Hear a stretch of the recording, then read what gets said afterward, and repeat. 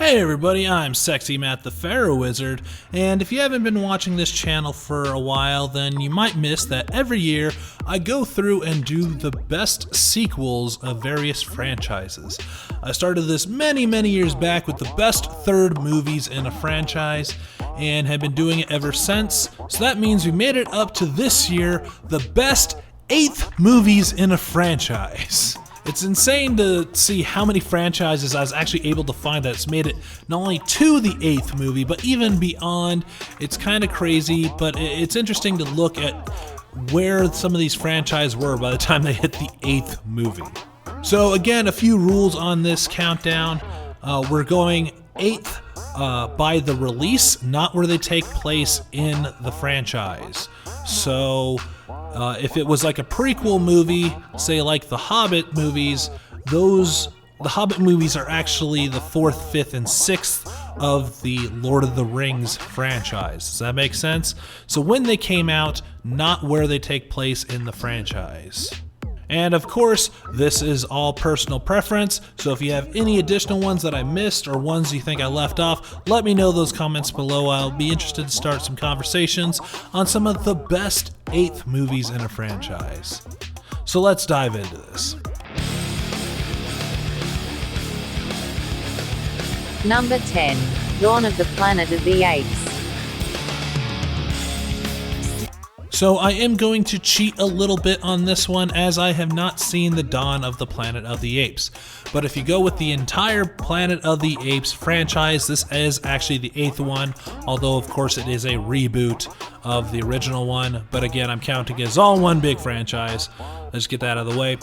But this one has a lot of really awesome reviews, so I felt like I couldn't just leave it off. I've done this before, and I just thought I'd, make sure we put this on the list. That apparently it's very good. I definitely need to get down to seeing the new Planet of the Apes movies. I'm a little bit behind on that, but as far as I know, everyone really liked the first one and really enjoyed it. So thumbs up to Planet of the Apes. Sorry, my friend.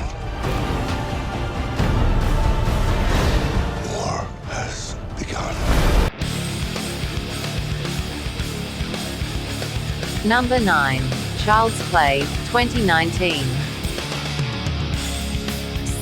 Alright, so here's why I'm going to get some hate, but hear me out on this one. The Child's Play remake from 2019 is actually not that bad, and it's really not even that much of a remake, as this one took out all the voodoo and weird, unnatural things that the first Child's Play did, and this one brings it down to earth and makes it quasi-realistic. Essentially, this is more of a remake of 2001: A Space Odyssey than it is of Child's Play. And I thought that was a cool way to take it, just change it around, update it, and make it more about technology going astray rather than the soul of a killer getting put into a doll. It seems like a logical progression to me, at least. But it works out really well. Hiring Mark Hamill to do the creepy Chucky voice was an absolute bonus. Chucky being more of a mechanical AI rather than a real person in a doll's body was really cool. I think it's a really good change, and I actually found myself highly enjoying it. So, you know what? Maybe if you stayed away from this because it was a remake, give it a shot. It's actually pretty good. Andy, if you know something, you better tell me. Something's wrong with Chucky. Number 8. The Fate of the Furious. So earlier this year, you might have seen I did my worst to best Fast and the Furious, so I can honestly add this to my list without just saying it's because other people liked it. I have watched all the Fast and the Furiouses, and this one's pretty good. I enjoyed it. It's held up a lot by Charlize Theron being the villain in this one. I love her as the villain in this. She's like this cackling, over-the-top, crazy villain, which goes with all the over-the-top action. It's not necessarily the best Fast and the Furious, but I really enjoyed it, and it was a solid entry for me personally. I know actually a lot of people didn't care for this one as much, but I thought it was a very solid entry, and I enjoyed it. Did you ever think you'd betray your family the way you did today?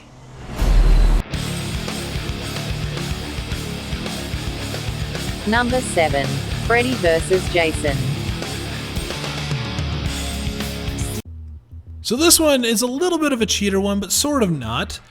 So this is technically the 8th Nightmare on Elm Street movie, but it's also the 11th Friday the 13th movie. So if I ever get to the top 11th movies in a franchise, this might get on that list. But Freddy vs. Jason was a fantastic addition to both franchises. But since we're talking about how it's the 8th Nightmare on Elm Street movie, let's connect it to that. It's a sequel to a fake Nightmare on Elm Street movie. There was apparently a whole movie that seemed like this one attached to that was just made up to be a sequel to, and I really enjoyed that. It didn't step on any of the continuity of any of the other movies. You can enjoy it as long as you know who Freddy and Jason are. You don't have to see the other ones, but there's also little, Easter eggs and fan service moments that if you do enjoy the franchises, it really builds into. And I think this is the best of Robert Englund's Freddy. It's like the greatest hits. He's funny, he's goofy, but he's also scary. He's got great one-liners. This is one of the best versions if you want the kind of goofy talking version of Freddy. I think this is the most solid version of that. And I just really love it. And it's probably one of the best versus movies that's around.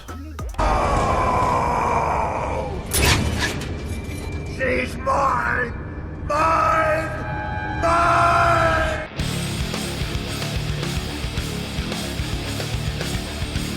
Number 6. Jigsaw. So this one gets up here for being way better than it had any right to be. So after the disappointment of Saw the last chapter, the final chapter, not much hope was left for us Saw fans to see anything additional in this universe. And they came out with this, and it really, really works. There is some weird continuity flubs and things they've retconned and things like that. But overall, the traps are great. The twist is fantastic. It's got some really great stuff going for it. I do give it a lot of shit because the last trap has lasers in it. And I was like, oh, laser trap, that's a little cheesy. But outside of that, I think it really worked. It plays with your mind a lot, and it plays with your expectations. And again, it was way better than it had any right to be. The blood under the fingernails of our victim, John Kramer's the Jigsaw killer. That's impossible. Number 5. Star Wars Episode 7, The Force Awakens. Oh, I wish we can get back to when this movie came out. Remember when this came out and everyone was excited for Star Wars again? Oh, I miss that. I miss just everyone being excited for Star Wars. But anyways, The Force Awakens was a great refresh to the franchise. After the prequels kind of drug it to the ground, it was sort of left to that just cartoons were the only thing keeping Star Wars afloat, and really not a lot was happening with it. And then Disney bought it and of course started pumping out movies. But I think this is one of the best ones. Yes, it is just a rehash of the first one, but it's a great one to remind you about how awesome Star Wars is and how fun Star Wars is. It had a lot of stuff you could speculate on and things you can enjoy. And one thing I think doesn't get talked about nearly enough for this movie is the sound design is so good. When lightsabers turn on in this one, you feel it in your chest. It's like, like you feel it. Like the sound design in this one's so good. It's this really weird, like darker version of Star Wars in a lot of ways, but it's also a lot of what you remember. It was just a really great way to get the public back into Star Wars, and it worked. Everyone was into Star Wars once again with this movie. Of course, it goes other directions, and we'll maybe get into that in other videos. But for this one to give the life back into Star Wars that it needed, it really did its job, and I highly enjoy it. I will finish what you started.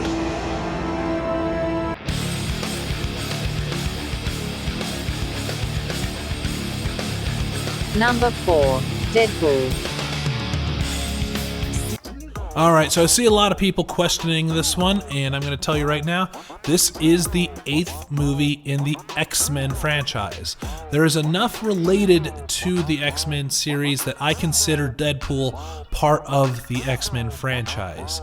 It's part of the rebooted universe that happened because of Days of Future Past, and that's why some things are a little different, but I think it ties enough to that franchise that I consider it part of the X-Men franchise. Now that that's out of the way, Deadpool came out of frickin' nowhere and blew everyone away. The Deadpool movie itself was in development hell ever since X-Men Origins Wolverine really bombed and everyone hated it. They've been trying to get it out, and then just the behind the scenes of how this one was released and how it was done and how it had such a small budget is so cool. Just to see that like creativity done and the love for this character done so well, and just Ryan Reynolds is the perfect role for this, and it's still enjoyable, and it's such a small movie, but you forget how small it really is. And it's just fun and bloody and goofy and gory, and I just really enjoy it. I think they really did the character a lot of justice, and I think it's possibly one of the best comic book movies out there, but definitely one of the best X-Men movies for sure. You are haunting. You look like an avocado had sex with an older avocado. Thank you.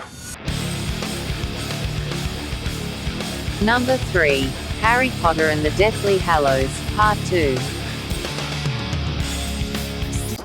So I actually did have to knock this one down a few pegs because of J.K. Rowling's current rants. And unfortunately, it does hurt my enjoyment of her movies.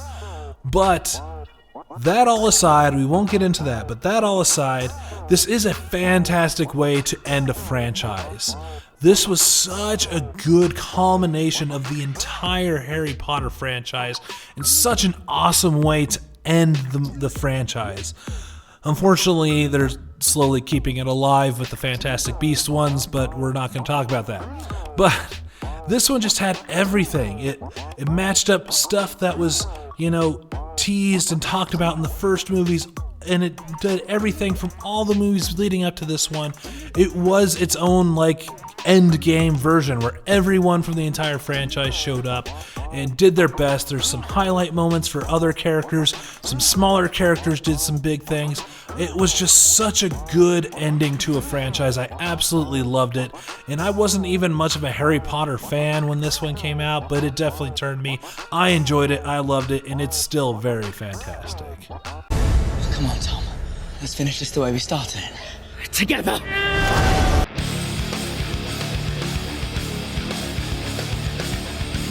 Number 2. Creed 2. I'd have to look back, but I think Rocky's made my top 10 franchise list almost every time. Maybe not the 5th, but it definitely gets up there a lot because I absolutely love the Rocky franchise. And Creed 2, so freaking awesome. It's a great step up from the Creed movie. It's continuing that story, but then adds its own additional elements to it. Having to fight the son of the guy that killed his father was amazing. Rocky having to go against Drago again and kind of relive that trauma of him getting his head bashed in Russia. The whole thing with Creed starting his family and having to provide for them as well, trying to move on his life, but also still trying to, work for his father's memory. And it just got so much going for it. It's so beautiful, so amazing, some great scenes, and I just absolutely love it. Creed movies kill it for me. I can't wait for them to do a third one. Don't do this. I ain't got a choice. That's the same thing your father said, and he died right here in my hands. Number 1. Star Trek, First Contact. And of course, my favorite Star Trek movie is also my favorite 8th movie in a franchise. Star Trek First Contact is the best next-gen movie, and again, like I said, my favorite Star Trek movie of all time. It is everything that the Next Generation did right in the series. melted down and put into a movie. It's so good. The time travel's awesome. The Borg are a great villain to go against. Messing with the timeline, trying to fix things. You know, the Borg going back in time to just stop Starfleet before they even began was a great idea. Picard was amazing in this. The whole cast is really amazing.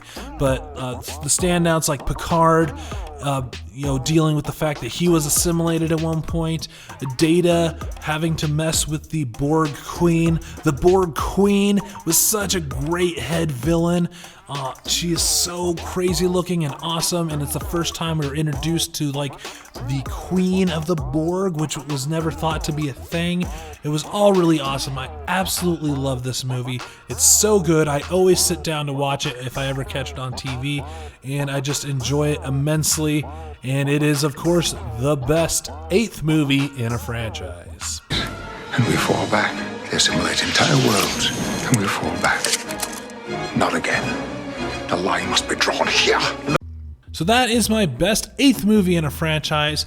Let me know if I missed any. I was able to find 24 different franchises that got into the 8th movie, so I was able to narrow this down to a good 10, and I think it's really good. But let me know if there's any I missed, anything you should add, or anything that I was totally off and shouldn't be on this list at all. Let me know those in those comments below. Hit that thumbs up, and join me again next year when I do the top 9th movies in a franchise. I'm Sexy Matt the Pharaoh Wizard. Until next time, hold on to your hold slots.